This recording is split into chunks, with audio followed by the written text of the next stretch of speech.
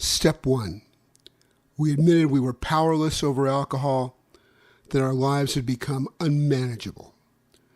Who cares to admit complete defeat? Practically no one, of course. Every natural instinct cries out against the idea of personal powerlessness. It is truly awful to admit that, glass in hand, we have warped our minds into such an obsession for destructive drinking that only an act of providence can remove it from us. No other kind of bankruptcy is like this one. Alcohol, now the rapacious creditor, bleeds us of all self-sufficiency and all will to resist its demands. Once this stark fact is accepted, our bankruptcy as going human concerns is complete. But upon entering AA, we soon take quite another view of this absolute humiliation. We perceive that only through utter defeat are we able to take our first steps toward liberation and strength.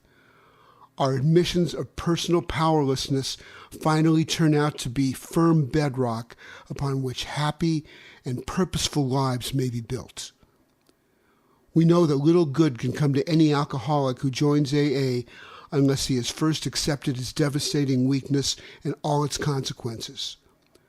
Until he so humbles himself, his sobriety, if any, will be precarious. Of real happiness he will find none at all. Proved beyond doubt by an immense experience, this is one of the facts of AA life. The principle that we shall find no enduring strength until we first admit complete defeat is the main taproot from which our whole society has sprung and flowered.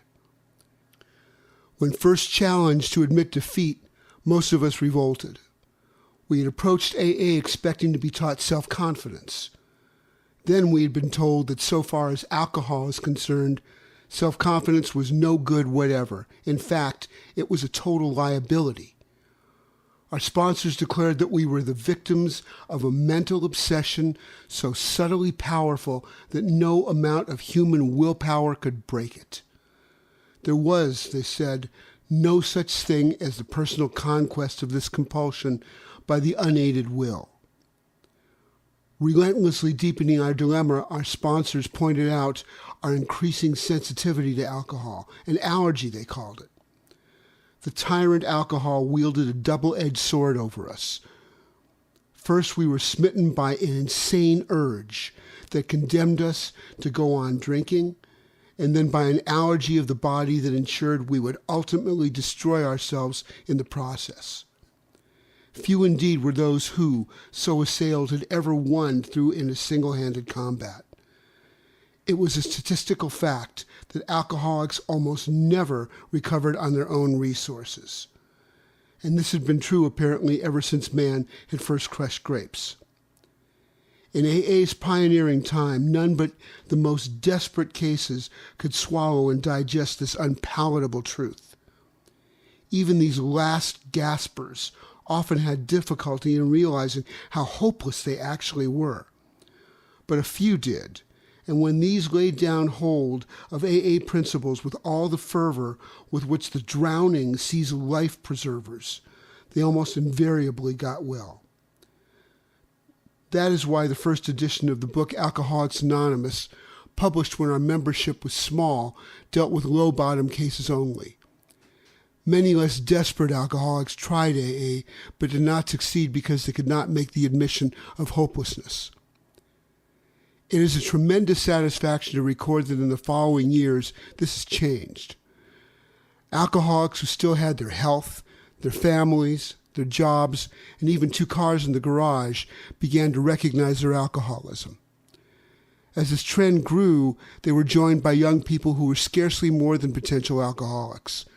They were spared that last 10 or 15 years of literal hell the rest of us had gone through. Since step 1 requires an admission that our lives have become unmanageable, how could people such as these take this step? It was obviously necessary to raise the bottom the rest of us had hit to the point where it would hit them. By going back in our own drinking histories, we could show that years before we realized we were out of control, that our drinking even then was no mere habit, that it was indeed the beginning of a fatal progression. To the doubters, we could say, perhaps you're not an alcoholic after all. Why don't you try some controlled drinking, bearing in mind, meanwhile, what we have told you about alcoholism? This attitude brought immediate and practical results. It was then discovered that when one alcoholic had planted in the mind of another the true nature of his malady, that person could never be the same again. Following every spree, he would say to himself, maybe those AAs were right. After a few such experiences, often years before the onset of extreme difficulties, he would return to us convinced. He had hit bottom as truly as any of us. John Barleycorn himself had become our best advocate. Why all this insistence that every AA must hit bottom first? The answer is that few people will sincerely try to practice the AA program unless they have hit bottom. For practicing AA's remaining 11 steps means the adoption of attitudes and actions that almost no alcoholic who is still drinking can dream of taking. Who wishes to be rigorously honest and tolerant? Who wants to confess his faults to another and make restitution for harm done? Who cares anything about a higher power, let alone meditation and prayer?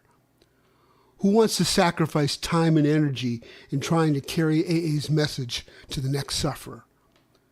No, the average alcoholic, self-centered in the extreme, doesn't care for this prospect unless he has to do these things in order to stay alive himself. Under the lash of alcoholism, we are driven to AA, and there we discover the fatal nature of our situation. Then, and only then, do we become as open-minded to conviction and as willing to listen as the dying may be. We stand ready to do anything which will lift the merciless obsession from us.